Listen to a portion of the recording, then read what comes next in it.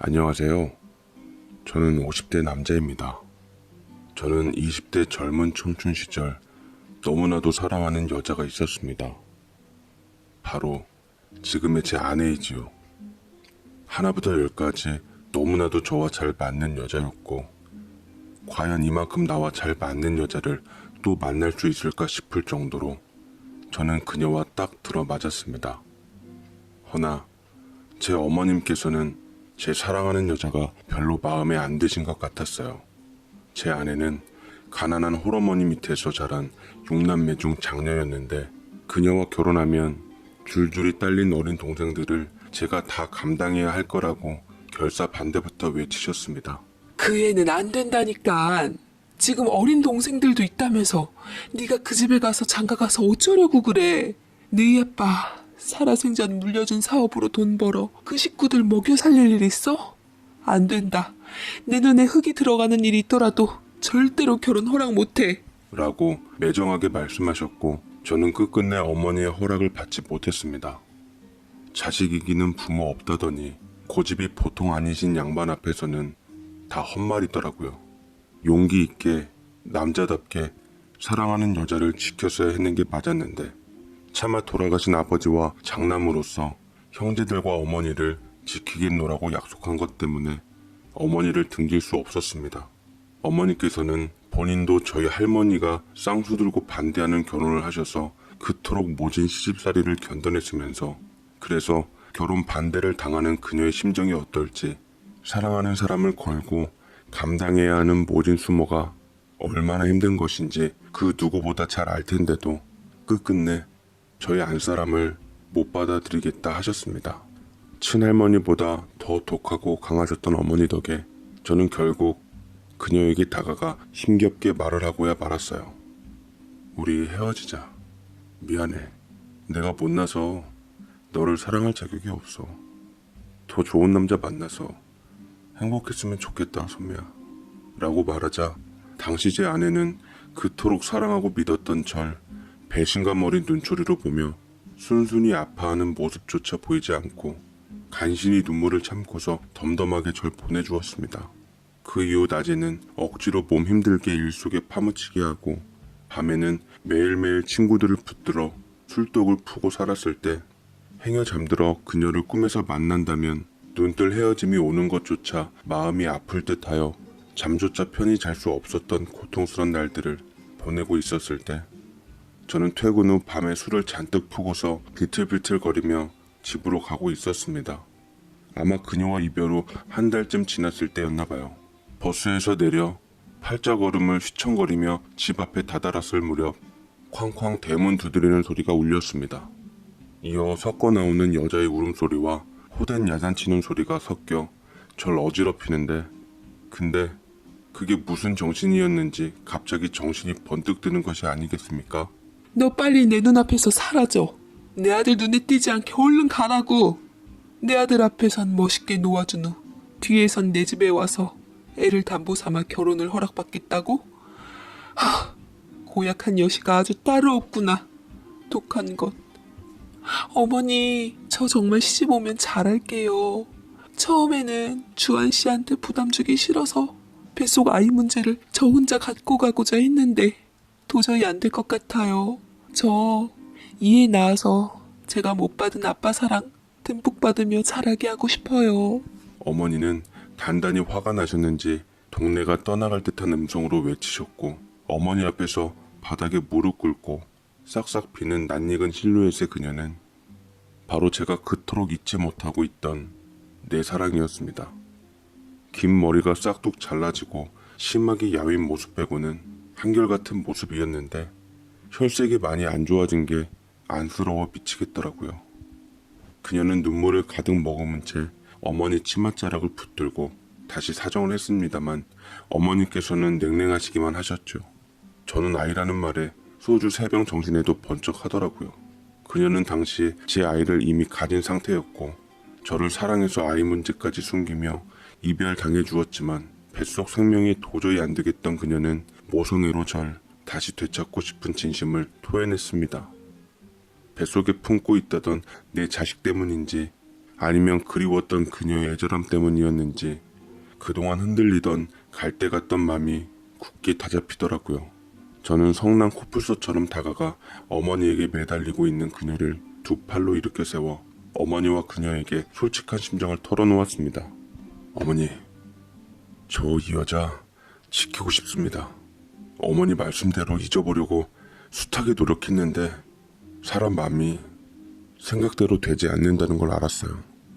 차라리 아버지께 물려받은 사업을 동생한테 물려주고 저는 밑으로 빠지던지 다른 일자리를 알아보겠습니다. 절대로 이 여자와는 못 헤어질 것 같아요. 어머니께서는 거의 쓰러지시기 일보 직전이었고 저는 사랑하는 사람을 두 번 잃을 수 없었기에 그녀와 제 아이를 택하기로 했습니다. 어머니께서는 보란듯이 제가 아버지께 물려받은 출판 사업을 동생에게 대신 맡아서 경영하게끔 한 후 제가 갖고 있는 돈줄들을 다 틀어막아 버리셨어요. 저는 비록 삶의 터전을 잃었지만 어디 가서 배골진 않았습니다. 서울 달동네 단칸방에서 혼인신고를 한 채 신혼생활을 시작했어도 아내와 같이 있는 것만으로도 모든 걸 채워주었습니다. 다만 아내에게 변변한 웨딩드레스 한번 못 입혀주고 연사포 입고 예식장에 못 들어가게 해준 게 마음 한켠이 안 좋았을 뿐이었죠. 그렇지만 아내는 제 손을 잡고 한 손으로는 임신한 배를 쓰다듬으며 말했습니다. 난 괜찮아요. 당신만 평생 곁에 있어준다면 그걸로 됐어요. 고마워요. 나와 우리 아기를 살려줘서. 라고 말했고 얼마 지나지 않아 아내는 건강한 아들을 내게 안겨주었습니다. 아이가 태어나니 가장으로서 책임이 무거워지더군요. 저는 아내와 아들을 위해 뼈 빠지게 일해 돈을 벌었습니다. 그렇지만 참 남의 밑에서도 돈을 번다는 건 결코 쉬운 일이 아니었습니다. 저는 배운 게 도둑질이라고 전공을 살려 출판사에 취직을 했는데 몇 년 동안 이런 일까지 내가 해야 하나 싶을 정도로 업무와 인간관계로 인한 회의감과 스트레스로 인해서 저는 피가 말라갈 지경이었습니다. 월급은 회사가 어렵다는 핑계로 뜯기는 날도 있고 모자르는 날들도 많아서 집에 있는 처자식에게 볼 면목조차 없었지요. 아내는 한 번도 제가 벌어오는 돈에 대해서 불만 어린 한마디조차 뱉지 않았지만 남자로서 열등감이 자리매김하며 뒤로 우는 날이 많았습니다. 회사는 날이 갈수록 어려워져 끝내 부도가 나고 말아 밀린 돈을 끝내 받지 못한 채 저는 실업자가 됐습니다.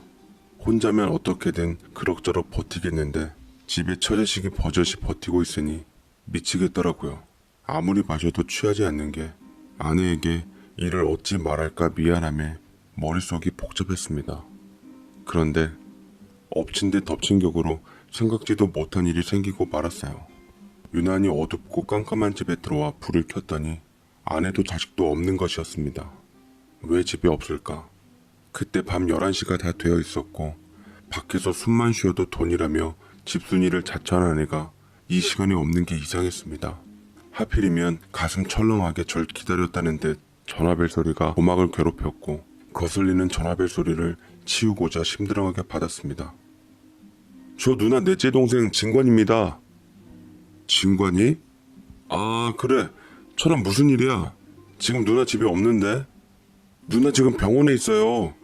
누나가 탄 택시가 교통사고가 나서 전복이 됐는데 누나가 눈 쪽을 심하게 다쳤어요. 저는 가슴이 뛰었고 입안이 말라간 채 처놈이 일러준 병원으로 단번에 달려갔습니다. 제가 바깥일 때문에 괴로워했을 때 초등학생이었던 2학년인 아이가 심하게 열이 올라와 아내는 급한 대로 택시를 타고 병원에 갔고 별 시덥잖은 음주운전자로 인해 택시와 정면 충돌을 해서 음주운전자는 사망, 택시 운전사는 중환자실에 있다 했습니다. 뒷자리에 아이와 있던 아내는 사고 당시 온몸으로 아이를 보호해서 다행히 아이는 지 애미품 덕분에 큰 부상으로 이어지진 않았고 아내는 덕택에 중태에 빠지게 되었네요. 특히 눈을 심하게 다쳐 각막 손상이 심하다 했는데 저는 식구들이 있는 와중에 중환자실 아내를 면회하며 쓰디쓴 눈물을 흘려야만 했습니다.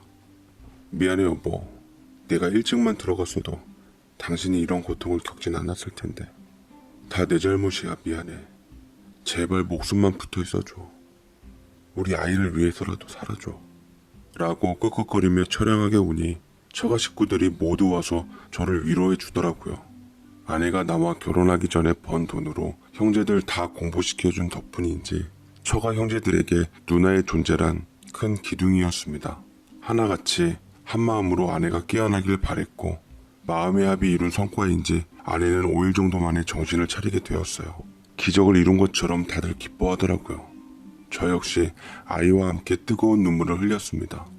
그런데 의사 선생님께서 아내의 상태에 대해 돌아온 말은 희망이 곧 잿빛으로 변하고야 말았습니다. 생명에 지장이 없다는 말보다 아내가 실명 위기까지 갔다는 말에 다들 통곡하고 말았네요. 여기저기서 곡소리가 나는데 저는 아이를 위해서 되도록 흔들리지 말고 그래도 잃지 않는 게 어디냐며 마음을 굳게 다잡기로 노력했습니다. 아내는 치료를 받은 눈에 붕대를 풀었는데 자신이 앞이 보이지 않음에 절망했어요. 안 보여요, 선생님. 온통 눈앞이 암흑으로 뒤덮인 것처럼 깜깜해요. 도와주세요. 라고 의료진들을 붙잡고 얘기했고 저를 비롯한 가족들은 이 모습을 보며 가슴을 무너뜨려야만 했습니다. 저는 품속에 아이와 아내를 안으며 어루만져 주었습니다. 허나 그녀는 괴로워하며 제게 울면서 부탁을 하더라고요. 여보, 나 버려요. 앞으로 살면서 당신에게 짐이 될 게 뻔한데 내가 어떻게 당신을 힘들게 해요. 그냥 나 우리 아들이랑 친정집으로 보내줘요. 당신에게 빚끼치고 싶지 않아요. 그 말을 듣자니 마음이 찢어질 듯 아파왔고 저는 아내를 안아주며 울컥거리는 마음을 견디며 위로했습니다. 제발 바보 같은 소리 하지 마. 우린 가족이잖아. 꾸준히 치료받으면서 어떻게 해서든 내가 당신의 눈과 빛이 되어줄 테니까 아무 걱정 마. 나만 믿어 여보. 내 사랑이 당신을 언제까지나 지킬 테니까 나를 믿어. 아내는 제 말을 들으며 제 품에서 하염없이 오열했습니다. 그 후로 눈이 먼 아내는 아이와 함께 집으로 돌아왔어요. 아내의 눈과 빛이 되어주겠노라고 약속을 지키기 위해 재택근무하는 곳을 힘겹게 들어갔습니다. 제 월급과 합쳐 장애 등급으로 나라에서 나오는 돈과 막대한 보험금을 은행에 넣어놓아 받는 이자로 오히려 그 전보다는 여유롭게 살 수 있었습니다. 아내는 자신의 장애에 대해 어느 정도 받아들이는 듯 익숙한 듯 생활했어요. 맹인견을 데리고 산책도 잘 다니고 여느 사람들처럼 잘 지냈습니다. 사람의 적응력이란 참 대단하더라고요. 원래 신체 한 군데가 퇴화되면 다른 신체 기관들이 발달한다고 하던데 더 이상 제가 곁에 있어주지 않아도 아내는 스스로 척척 잘 해냈어요. 그런데 사고 1년쯤 됐을 때 제게 생각지도 못한 손님이 찾아왔습니다. 그맘때쯤이 아마 겨울이었는데 문 밖에서 시린 눈발을 그대로 맞으며 고고하게 꼿꼿하게 서 계셨던 분을 보았습니다. 네, 바로 제 어머니셨어요. 11년 만에 본 여든을 앞둔 어머니는 몰라볼 정도로 늙어 계셨습니다. 결혼 문제로 절 외면한 어머니께서 어떻게 저희 집 문 밖에 와 계셨나 했더니만 아내의 처량한 모습을 가만히 본 후 곧 입을 여셨습니다. 10년 넘게 후회도 생각도 참 많이 하며 보냈구나. 내가 다 늙어 언제 갈지 모르니 손주까지 잘 크는 마당에 다 좋은 게 좋은 거라고 니들을 인정하기로 했다. 다시 집에 돌아오너라. 어머니께서는 단도직입적으로 말씀을 주셨고 저는 이제라도 어머니께서 마음을 열어주신 것이 감사했지만 아내는 어떨지 몰라 눈치를 보았습니다. 아무리 봐도 표정을 알 수가 없겠더라고요. 어머니가 집으로 돌아가신 후 저는 아내와 마음을 터놓고 얘기하는 자리를 만들었어요. 당신이 지난 세월 어머니를 많이 원망하고 있다는 건 잘 알고 있지만 그래도 어머니께서 이렇게 손 내밀어 주시는데 돌아가는 건 좀 그래. 조심스럽게 최대한 아내를 배려한 뒤 말했습니다. 아내도 생각이 복잡했던지 잠시 아무 말 못하다가 긴 한숨과 함께 고개를 끄덕이더군요. 그래요. 당신 뜻대로 해요. 내 몸이 이런데 그냥 당신이 좋다면 따라야죠. 나도 좋아요. 라고 했고 저는 아내에게 고맙다고 여기며 어머니와 다시 재회를 하게 되었습니다. 저희가 집이 어려운 만큼 아쉬운 대로 어머니네 들어가 합가를 하기로 했는데 그리웠던 내 보금자리에 오니 마음이 편해지더라고요. 어머니께서는 제가 없는 동안 제 방을 그대로 온전하게 보존해 놓았고 침대나 이불 같은 거는 제 안사람을 위해서 새로 좋은 걸로 바꿔주셨습니다.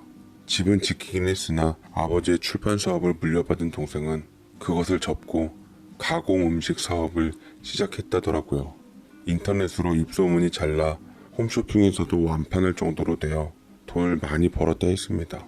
어머니께선 비록 둘째 아들이 아버지 사업을 미천 삼아 잘된 건 좋은 일이지만 끝까지 그 사업을 지키지 못한 것에 대해 후회는 있으셨던 것 같아요. 하지만 워낙 출판 경기가 안 좋고 이북이 성행하는 디지털 시대에 제 동생의 선택은 어쩌면 탁월한 것이었죠. 저는 반대로 동생네 회사에서 한 자리 꽤 차고 마케팅 업무를 보게 되었습니다. 아이도 학교를 다녔던 탓에 집에는 안사람과 저희 어머니 그리고 맹인견 이렇게 있을 뿐이었습니다. 어머니께서는 지난 과거에 대해서 안사람에게 많이 미안해했어요. 눈이 안 보이니 더 안쓰러웠겠죠.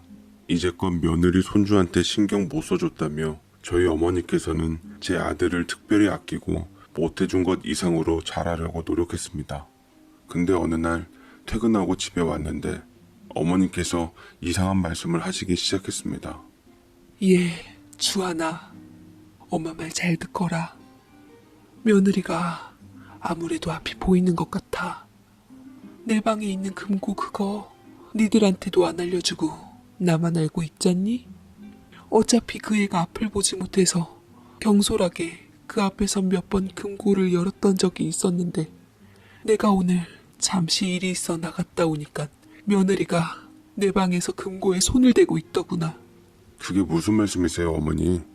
앞이 보인다면 지금처럼 맹인견 데리고 다니면서 불편한 생활 하겠어요?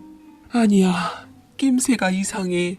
금고에 있는 금괴들이나 현금들이 조금씩 비는 듯한 생각은 했었는데 내가 나이가 드니 깜빡깜빡해서 그런 거려니 생각했거든? 근데 그게 아닌 것 같아. 그 애가 진짜로 금고를 열고 있었다니까?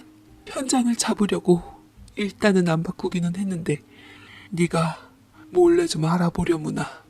학을 떼시는 어머니께서는 최대한 이성적으로 제게 당부했고 어머니의 표정이 사뭇 진지해서 저는 더 이상 아니라고 할 수가 없었습니다. 아내는 저보다 조금 늦게 들어왔고 어머니께서는 모르는 척 제게 눈짓을 준 후 평상시대로 행동하셨습니다. 저는 여전히 말도 안 된다고 생각했기에 아내의 옷을 받아주며 그냥 어머니한테 맞춰주려 슬쩍 말을 흘려보는 신용을 했습니다. 혹시 요새 눈 상태 어때? 그때 우리 병원비 때문에 치료 못 받았던 거 지금이라도 받아볼까? 됐어요. 난 이미 글렀어요. 그때도 가망이 없다 그랬는걸요. 나 지금 사는데 큰 지장 없어요. 희망의 도움도 받고 있고 사람들의 배려 속에서 잘 살고 있어요. 아, 참. 그보다 당신은 어머니를 더 신경 써야 할 것 같아요. 어? 그게 무슨 소리야? 아내는 어머니처럼 똑같은 상황 다른 얘기를 해주더라고요. 어머니께서 아무래도 치매가 오신 것 같아요. 제가 두통 때문에 방을 잘못 찾아서 이곳저곳 헤매고 있었는데 어머니가 그걸 보며 제게 아버님 재산 노리러 온 불륜녀라고 얘기를 하더라고요. 하면서 제 머리채를 잡으시다가 갑자기 정신이 돌아오셨는지 미안하다는 소리를 하면서 나가버리셨어요. 어머니 내색은 안 했지만 어머니 방 앞에서 몇 번 실례한 냄새도 맡았어요. 안 보이니까 모른 척은 했는데 어찌나 마음을 졸였던지. 저는 두 사람의 얘기를 다 듣고 나니까 뭔가 혼란스러워졌습니다. 어머니께서는 계속 아내의 시각 장애에 대해서 의심하셨고 아내는 계속 어머니가 치매라며 단정지어 버렸습니다. 저는 심정으로는 아내 쪽 편을 들고 싶었어요. 왜냐면 어머니는 치매일 수도 있는 연세셨지만 아내는 굳이 멀쩡한 눈을 가지고 시각 장애를 연기한다는 게 말도 안 되잖아요. 걱정이 된 저는 어머니를 시간 내어서 둘째와 함께 전문 병원에 가서 치매 검사를 받게 했습니다. 혹여나 어머니께서 기분 나빠하실까 싶었지만 도리어 어머니께서는 자신만만하게 잘 됐다. 내 정...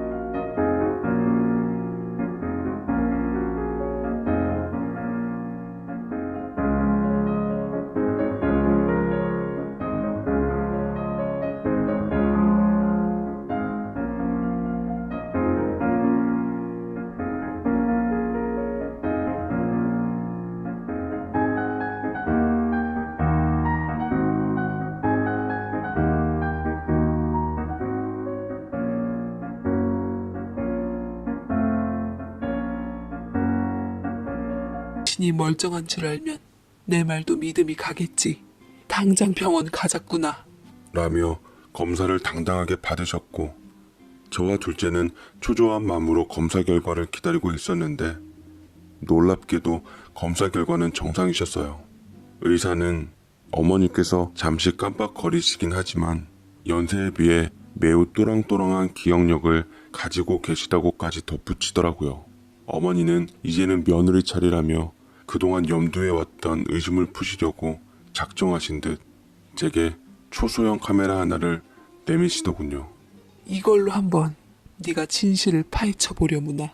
라며 제 손에 쥐어주셨는데 온몸이 오싹해진 저는 말도 안 되는 얘기인 줄 알면서도 정말 혹여나 싶어 어머니의 말씀대로 반신반의한 채 그 초소형 카메라를 희망이 목줄 부분에다 몰래 설치했습니다.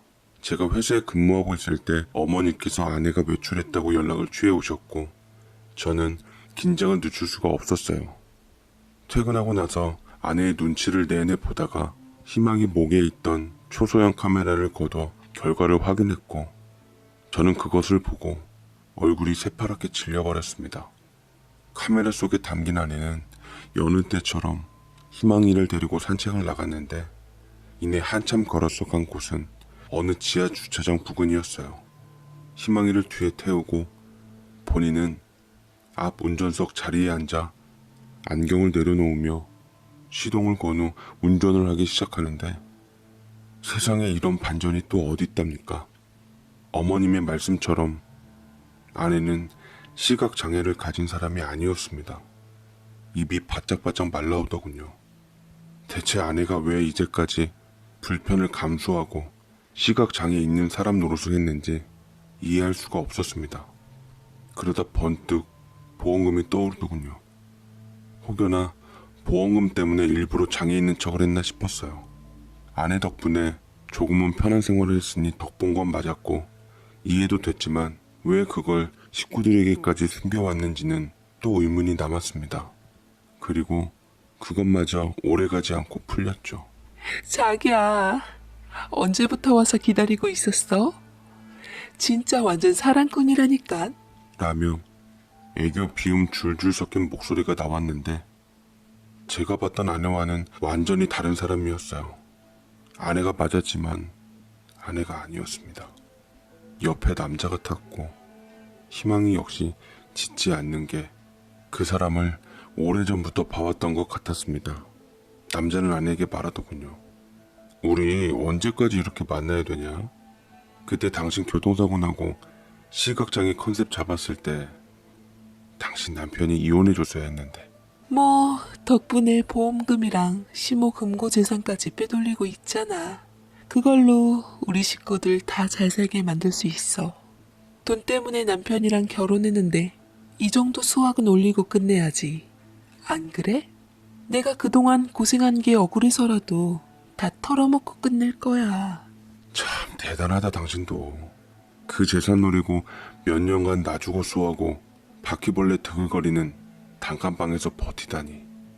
포기할 만했던 찰나 당신 시어머니가 받아준 건 정말 신의 한 수였네.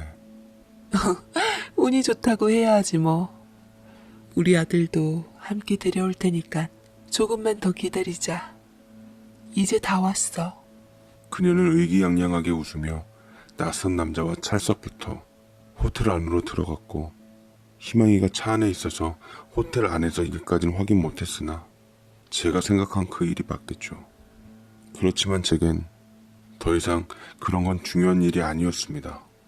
아내가 여태 숨겨왔던 무서운 진실을 알게 되면서부터 저는 그날로 시각장애 연기를 하는 아내를 바로 경찰에 넘겨버리고 말았습니다. 그리고 제가 그토록 사랑하고 사랑했던 방에서 잠들어 있는 내 아들을 보았죠. 내 손으로 기저귀 갈아주고 우유 먹이고 손수 목욕시켜주며 더할 나위 없던 사랑을 주었던 그 아들까지 짐승만도 못한 애미 곁으로 보내는 게 맞았지만 아직 어린아이인지라 차마 인간의 정으로서 떨쳐내기가 어려워 잠시만, 아주 잠시만 그 여자가 법적 처벌을 받고 나올 때까지 곁에 두기로 했습니다.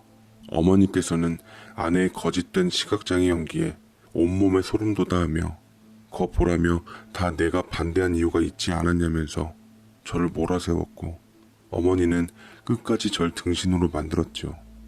아내의 친정 식구들조차 감쪽같이 속은 걸 보면 그녀는 정말 희대의 사기꾼이 맞았던 것 같습니다. 저는 한동안 술독에 빠져 살며 지금까지 대인기피증과 인간에 대한 불신으로 정신과 치료를 받고 있습니다. 인생 전반을 한 여자에게 농락당했던 제 인생을 어디서 보상을 받아야 할지 억장이 무너지네요. 다만 아이러니한 건 제가 가장 큰 위로를 받고 있는 존재는 바로 다름 아닌 그 여자의 아들이에요. 제가 아빠인 줄 알고 슬퍼하고 걱정하고 위로해주는 그 아이가 고맙지만 제가 아버지가 아니란 걸 알게 되면 순수함이 돌변할 것 같아 정을 주는 게 겁나네요. 어서 빨리 이 지독한 악몽이 끝을 맺고 제게도 평화로운 일상생활이 오길 바라며 힘겹게 제 사연을 보내봅니다. 감사합니다.